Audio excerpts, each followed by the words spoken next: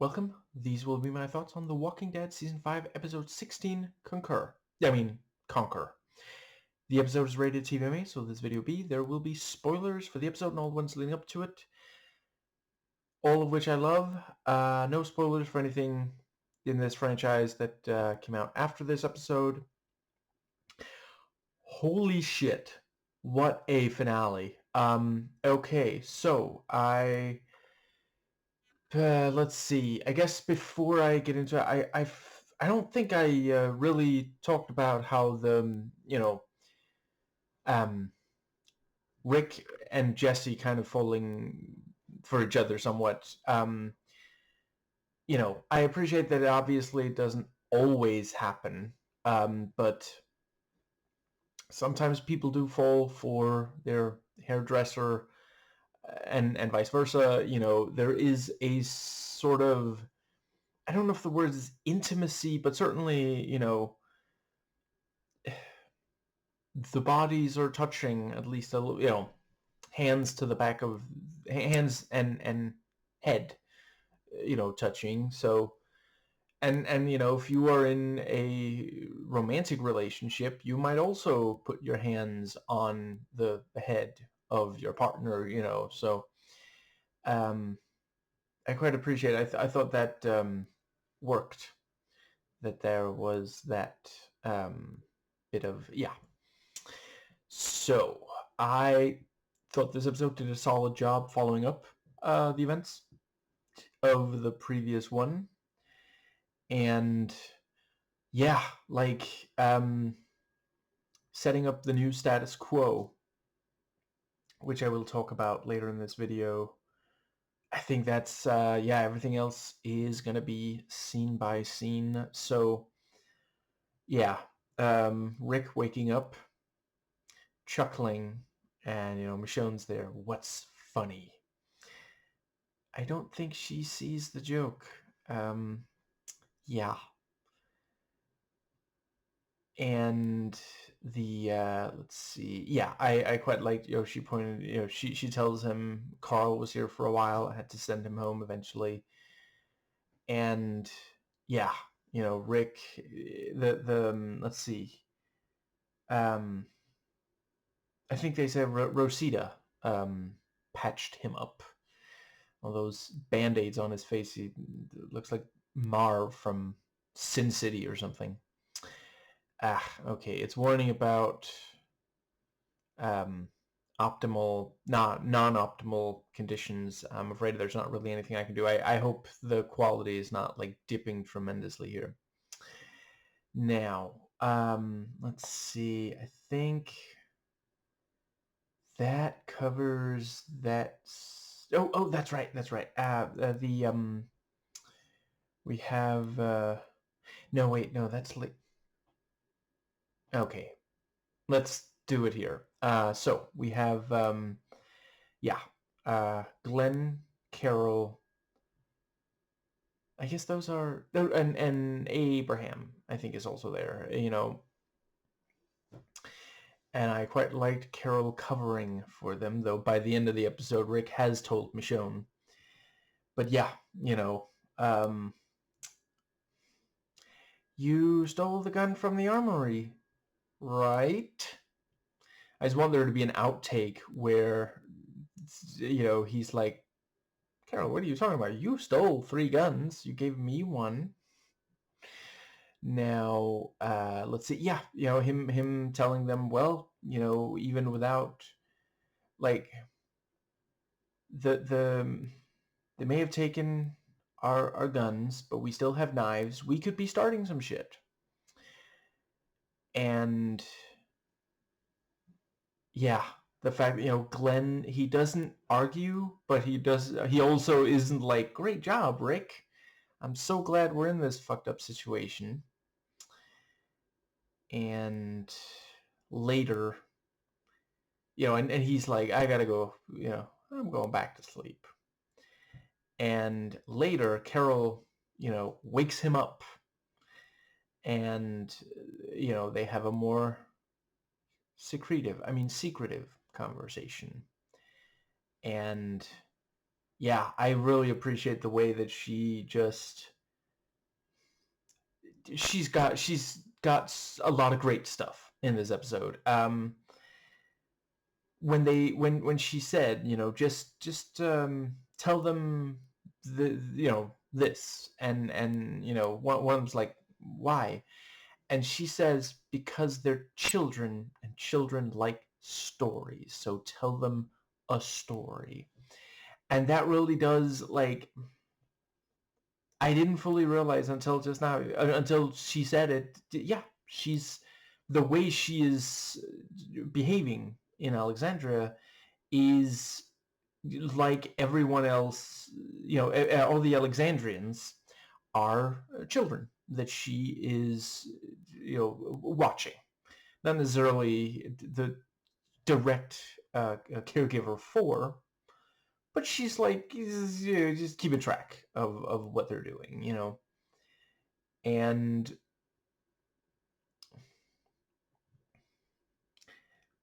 that genuinely does just fit so beautifully, because she's treating them like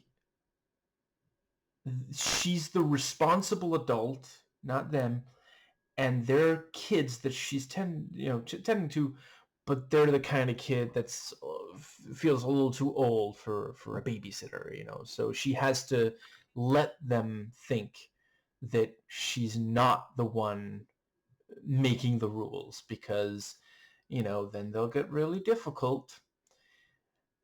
Just, yeah, slots perfectly onto every single interaction that we've seen her have with them. Just, yeah, fantastic. Um, yeah, I think, let's see. So we also have let's see. I guess I'll finish off with yeah, later in the episode, Michonne is talking to him, and she's like, don't take too long, and he's trying to hand her the gun, and she declines it, and he notes that the reason he didn't tell her the truth until just then was that he was worried that she was going to talk him out of it, because she could, and she's got the thing about, we've stayed out there for too long, you know and yeah, ultimately, like, she didn't want it to have to be like that, but she does appreciate his point of view, and also the thing about, well, you did knock me out, and she's like, I did that for you, not for them. And yeah, I mean, I think he might have been able to fight them off, even if none of his group helped out. Like, if they were just hanging about, like, I want to see where he's going with this. But he would be worse off without, like, it's better for them to turn the Alexandrians, and it would be one more thing he would have to live with. So I quite appreciated her saying that, and the fact that it comes so late in the episode, because I was genuinely not entirely sure. Yeah, I think, does that bring us to the, let's see. Yeah, and he's standing there, he's getting ready, and he looks out the window, and he's shocked at what he sees. And I love that we don't immediately see, but he spotted the gate, and there's blood and fabric on there, so he locks the gate, even closes the thing that makes it, hard to see through, and yeah. And then he goes zombie hunting, with, and nicely done on, yeah, he follows the trail of blood, and yeah, very, very tense when he's fighting them, and holy shit, the kill on that third walker, with the fucking up its head and shooting, just, yeah, incredibly cool. Yeah, I guess at this point, I think I will just briefly talk about. So yeah, ultimately he shows up to the meeting, fashionably late, and check out his arm candy. But he drops the dead, and he's like, I didn't draw this in. It came in because you weren't careful enough with the gate. And fucking Pete shows up. Right. I'll just briefly note. So yeah, it was great when he goes to talk to Jesse, and the she says, you were right. Don't turn around. They don't want people, and it's too late. Pete saw, and you know he wanted to check. He wanted to make sure she was okay, and he's worried that he was the one who hurt her. And yeah, I guess okay, so yeah, at one point, Carol goes to Pete's, and yeah, we find out, oh, they separated, Jesse and Pete. Made Pete go to a new place, not Jesse. That would, yeah. And Carol, she brings a, what was it called again? Yeah, you know what I'm talking about, the food, and she wants that back cleaned properly, and he just drops it because it's, yeah. But yeah, she tells him, you're a doctor, you're going to check on Tara. And when he pushes back on that, she draws her knife and says, I could kill you. I will. And it's just such a satisfying bit of, like, because the Carol that we're seeing at this point in the show would kill Ed. And this is a guy who's like Ed and refusing to provide medical care when he's a fucking doctor. Yeah. Pete, don't push it. You are not gonna win this one. And she straight up, like, she puts the knife to, like, his chin, and the movement that she does, like, it's very, very clear. Yeah, if she wanted to, she could take him out. And she points out, if I did go through with it, do you think anybody here would be like, oh, she didn't like him? No. They would think you attacked me. Go ahead. Attack me. Just like, oh God. And ultimately she doesn't go through with it. But it's, yeah, considering she was, survivor of domestic abuse, and now here's this guy who, yeah, and yeah, it was just the power that she has there, and the fact that she's willing to wield it, and she makes it clear to him that she will wield it if there is a situation. Just, yeah. Let's see. I think that brings us. Oh, yeah. And as soon as she leaves, he starts breaking shit and saying, this is not my house. It didn't lead to even a second of introspection.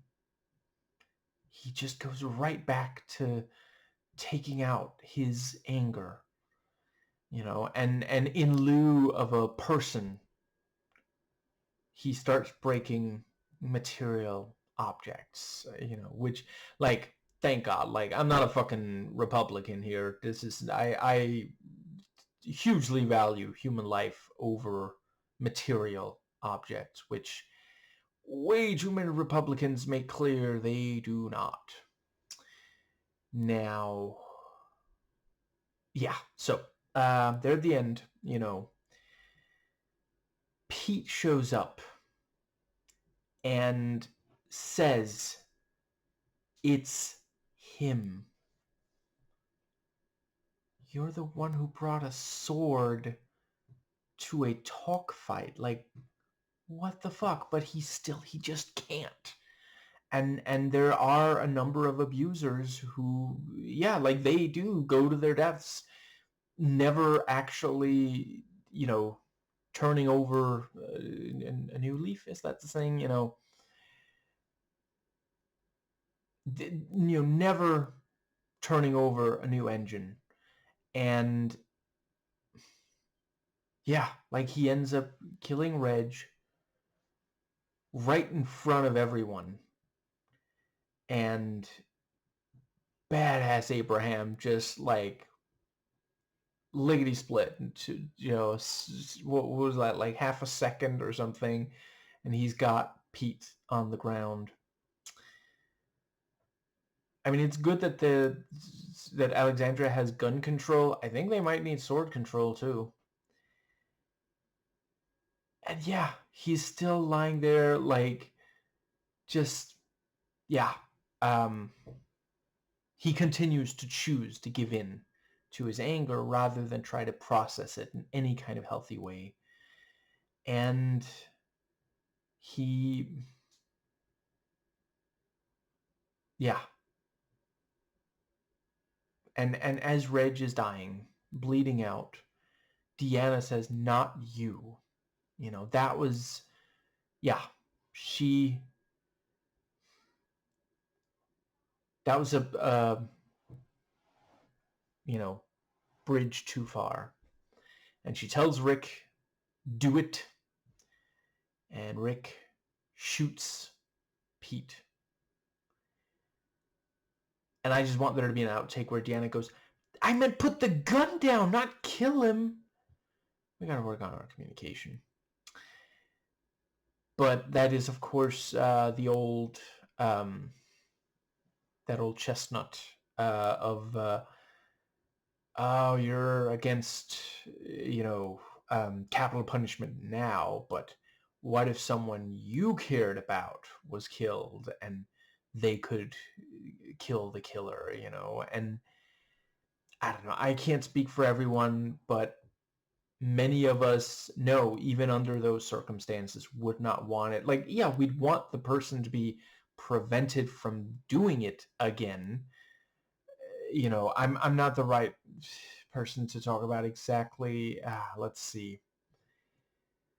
What was the I can never remember what the proposed solution is, but I believe in restorative justice, not retributive justice. That much I'm confident of. And yeah, like, I appreciate that not the case for everyone. And I will just note, they have actually checked with people who, yeah, whose loved ones, sometimes one or plural, was killed by a person, and that person was given the death penalty.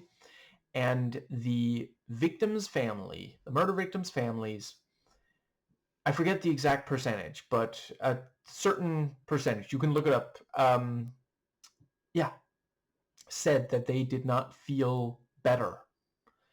Because that's the very conservative argument, at least you'll know that person will never kill again. It's revenge rarely leads to the catharsis that you think it will. And yeah, I think I feel like that pretty well covers. Right. Rick talking to Carl was also great. And yeah, the thing about, we have to make, the thing about, home. And Carl's like, because this is our home, right? because I kind of got a crush on this girl. But no, he wants stability. We all do. It was so fucking beautiful that the music box is playing with Judith. God damn it. Yeah. Let's see. I think I'll talk some about Glenn and Nick the Dick. God fucking damn it, Nick. Jesus. So yeah, Glenn sees Nick crawl over the wall, over the garden wall, and goes after him, and is dealing with the zombie, and then Nick fucking shoots, tries to fucking kill him, and later on he's like, I tried to save you, and you tried to fucking kill me. Jesus Christ. And so Glenn rolls off, and Nick goes, right, stop the engine, confirm the kill. And Glenn's gone. He's gone, McCready. And yeah, holy shit, just so much tension and suspense. Like, honestly, so much of the episode, tension and suspense, and yet also making time for more calm moments. But yeah, the Glenn, hides, and then like charges at him, goes right for the fucking ribs. And I appreciate, because it's one of those things, like when you have a scene like this with two characters that we know fighting, because like Nick is heavier, I think slightly taller, but he's less, he has less training. They do both fight dirty, but Glenn manages to get into a situation where he deals the first several blows. Nick recovers. Like, I really appreciate.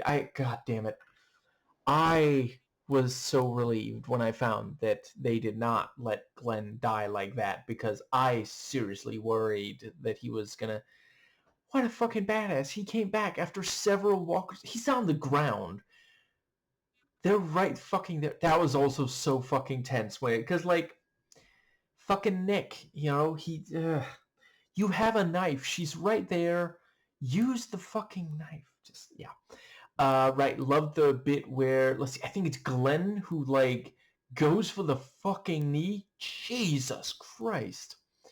It was certainly some part of the leg that he attacked with his foot. Badass.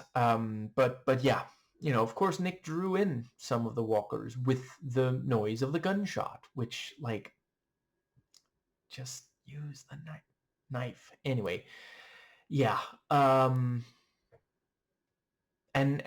Glenn is of course very very close to shooting Nick, and Nick even points out, what was it? I think he said something like, I don't deserve to be here. And ultimately Glenn does control his anger. See, Pete, you should be watching these episodes instead of fucking shit up in them. But yeah, because like he would have to live with shooting, like yeah. And I think that pretty well, yeah, that covers that entire storyline. Not much more to say about Abraham, so I guess I'll briefly. So yeah, I like, he goes to check on Tara, and Rosita, is like, oh, don't worry about it. Eugene's asleep. It's okay. Go ahead, take a seat. Whoopsie. Love it. A lot of times for us men, it takes a woman to get us to fucking communicate, including with one another. It shouldn't have to. We need to work on, the culture for a lot of men, to get better at communicating, so that women don't have to carry that load. But that was really great, and yeah, Eugene, was like, I, I don't want to quote his entire monologue because it's so fucking good. I would, but yeah, just, and I'll say what I especially appreciate about it, other than him still talking that wonderful, very specific way, as in the other episodes, very autistic spectrum coded, and I say that with love. The fact that he acknowledges Abraham got them there. Eugene just thought of a lie, but it took someone, what did he say? Capable and heroic to carry it out, And I thank you and apologize in equal measure. And Abraham says, I'm sorry too. Eugene says, you don't have to. Abraham says, well, I almost fucking killed you. And yeah, the fact that Eugene is just ready to, forgive is really powerful, I think. Yeah, I think that pretty much covers, let's see. Okay, so there's yes, Morgan. So glad to see him again. And yeah, by the end of the episode, he joins the others. So yeah, I mean, I can imagine if Deanna's gonna keep up, maybe she's gonna do the interview. But I'm guessing he has Aaron's yeah, endorsement. And yeah, just he's sitting there and just drinking yeah, and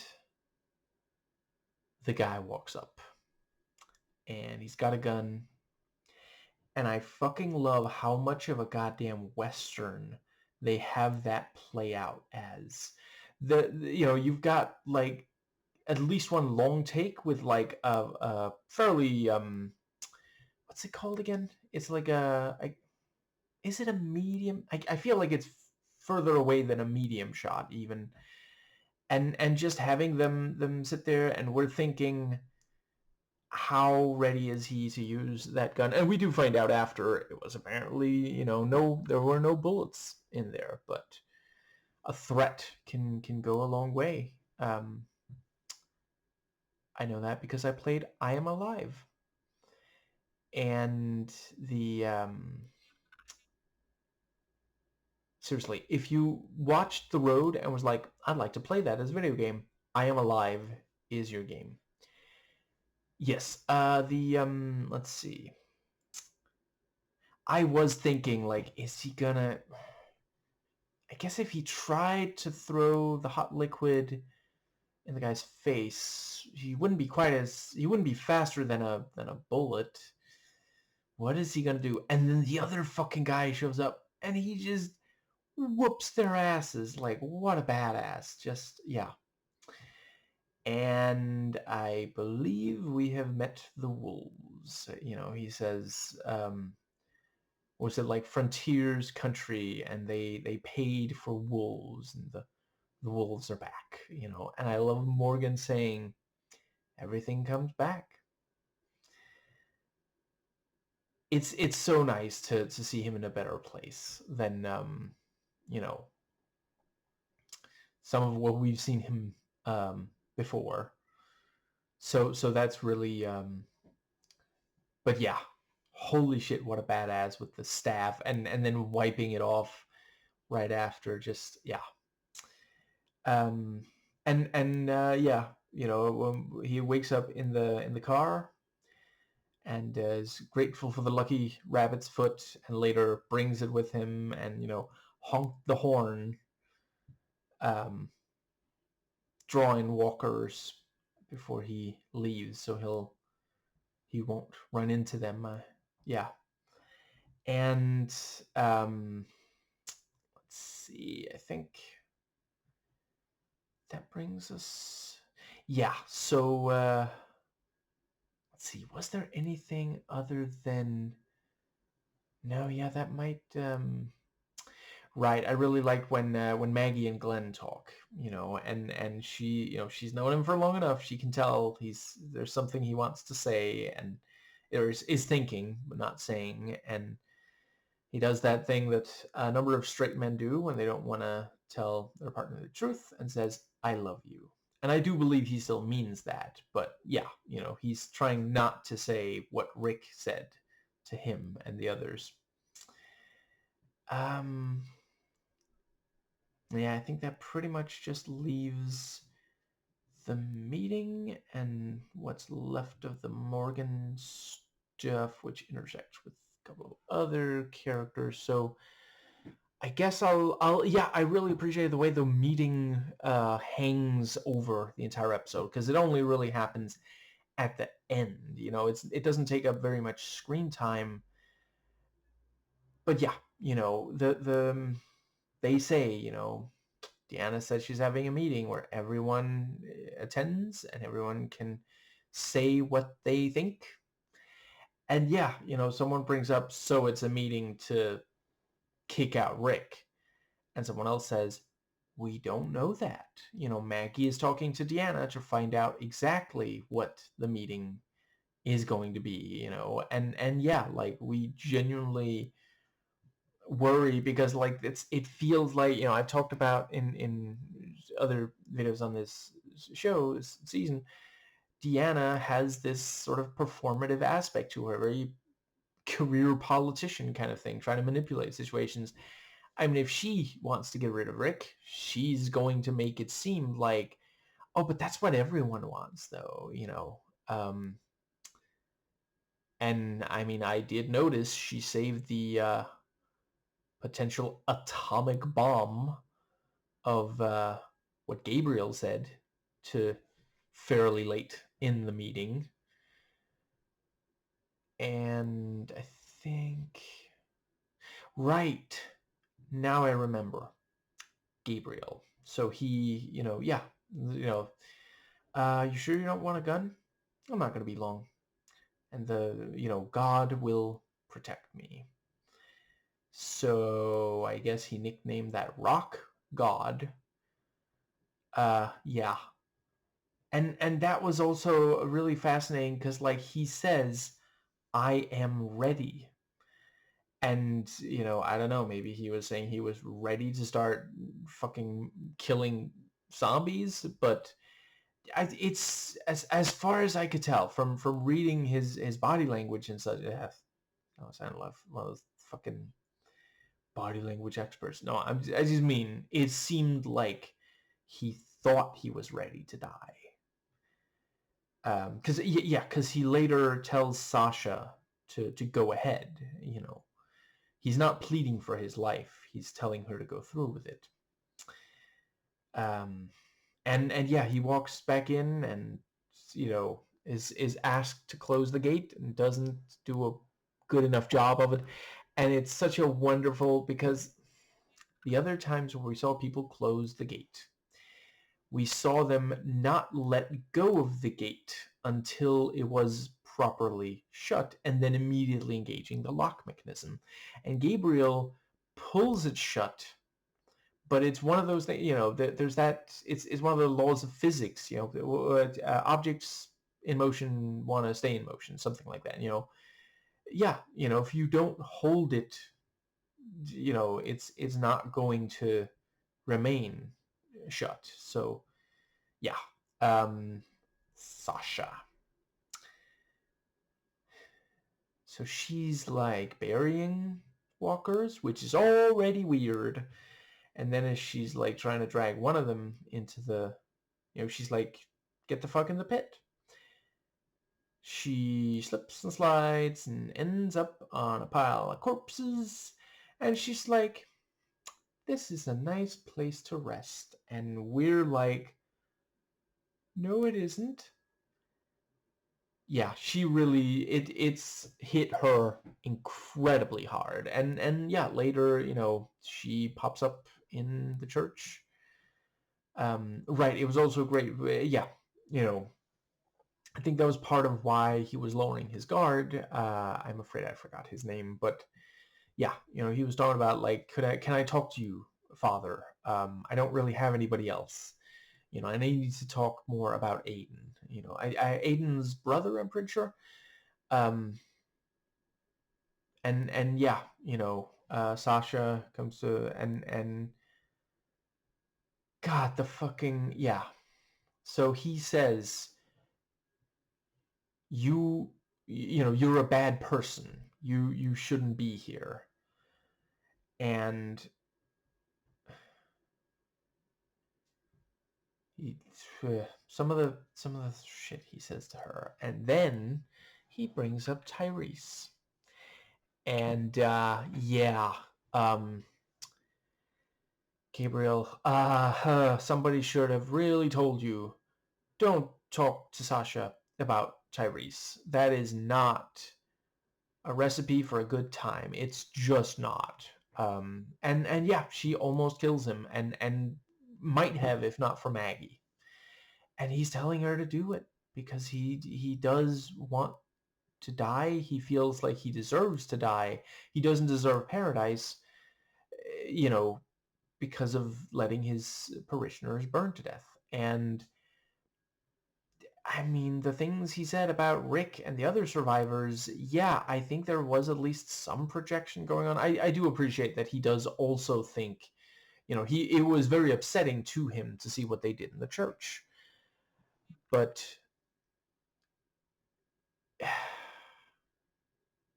I feel like he was also in part talking about himself. So self-obsessed. But yeah, she managed to get, and that was also great. I really appreciated. So yeah, Deanna says, well, this is what Gabriel said.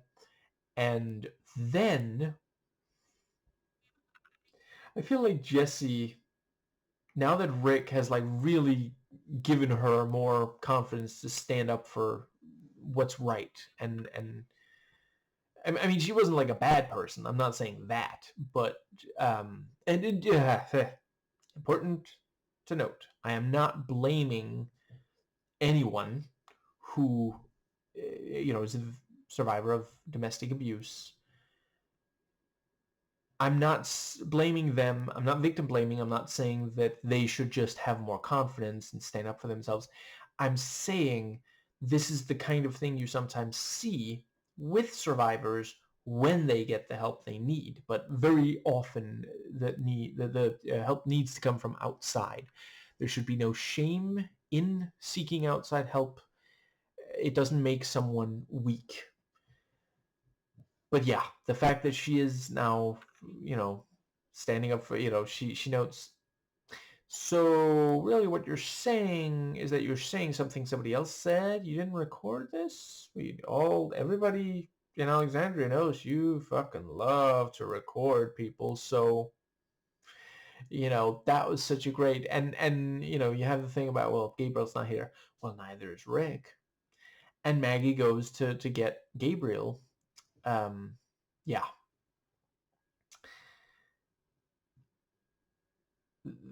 Let's see, because I'm really looking forward to next season, which, for those who haven't watched my recent, it will be a little while. I'm gonna do, well, shit. I'm gonna do Visions, Star Wars Visions season 3. I'm gonna do a season of a Marvel show, Runaways season 1.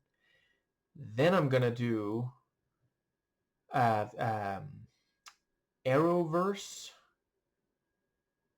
Arrow season 2 is where we're, yeah, finished season 1. Let's see. Then we have the what's the other thing?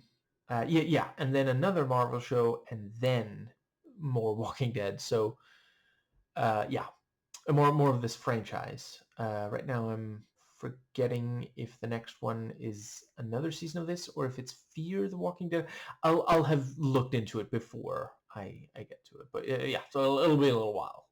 But I can imagine that it might be a little bit of an uphill battle to get. I think there's at least some Alexandrians who are still gonna struggle with it, even if I don't even know if all of them are gonna, like, if their heart's gonna be in it from right away. So yeah, that is a really great setup for, again, not something we've really seen before. Yeah, I think that is going to, let's see.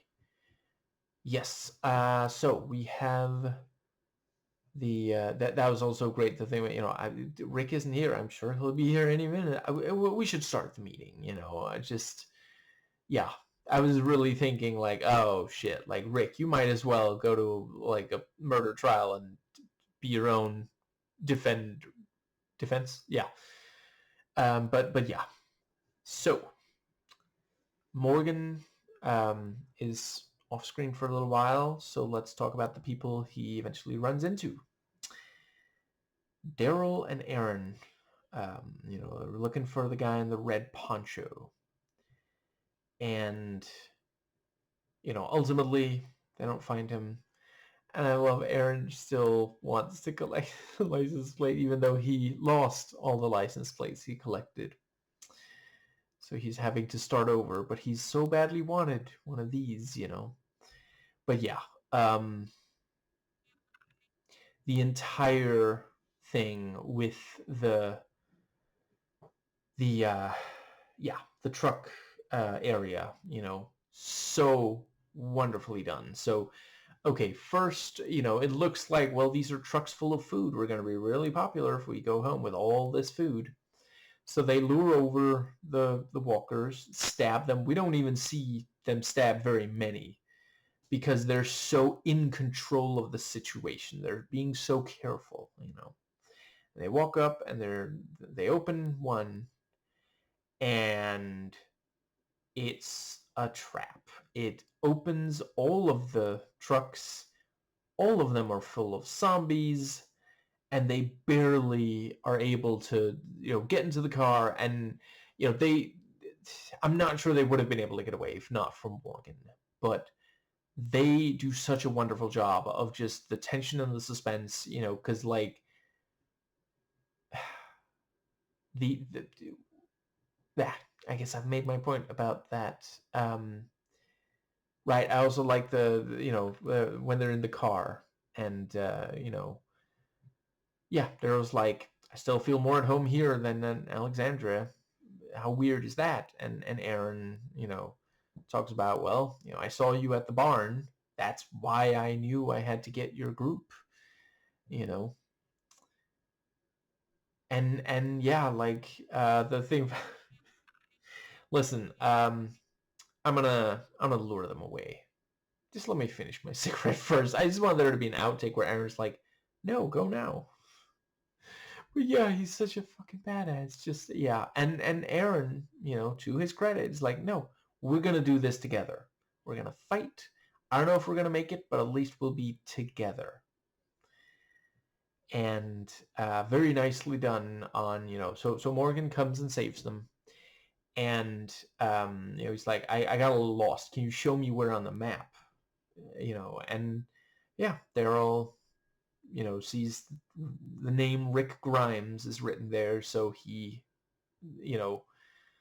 yeah, and we don't need to see, because we can figure out, like, yeah, he obviously off screen. Daryl asks, where did you get this map, and gets a clear answer. And Morgan maybe even, and yeah, either Morgan just says it or Daryl asks, why, what about Rick Grimes? What's your relationship to him? And yeah, he shows him the episodes that they shared together. And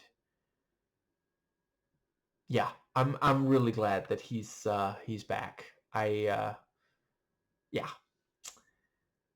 And later we see the man in the red poncho, being killed, and they use like music to lure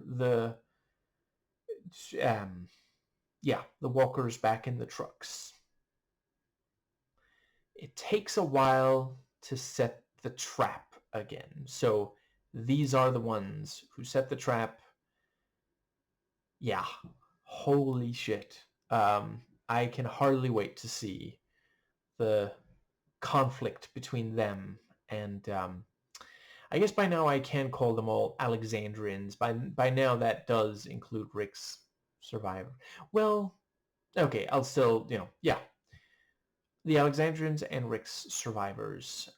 So yeah, and I like the brief little montage of clips as Rick explains, and I love, so he shows up like bloodied, and he's like, "I'm not sorry for what I said yesterday." Jesus Christ. Yeah. And I loved, Carol saying, "Nah, slow down." Just like, yeah. And it really was like like many others, spent the entire episode on the edge of my seat thinking, is this gonna end with him like killing, like, okay, it's one thing that he kills Pete Doctor, because that's like, okay, I mean, in real life, I'm against violence. Violence should be the last resort. Sometimes it's necessary. It was necessary to fight the, Nazis in World War II. Stonewall needed to happen. But a lot of the time, um, violence begets more violence. It's just kicking the can down the road. But yeah, sometimes in fiction, it can be cathartic. Fuck Pete. Yeah, I think that does cover everything. I swear, the show just gets better and better. I think that might be all. Yes. So the I really like the bit with Rosita sitting at the bed of the patient, and the patient wakes up, and it's such a relief. I'm really glad that that character um, is still alive. Um, and believe me, she is still alive. So she can continue to terrify us.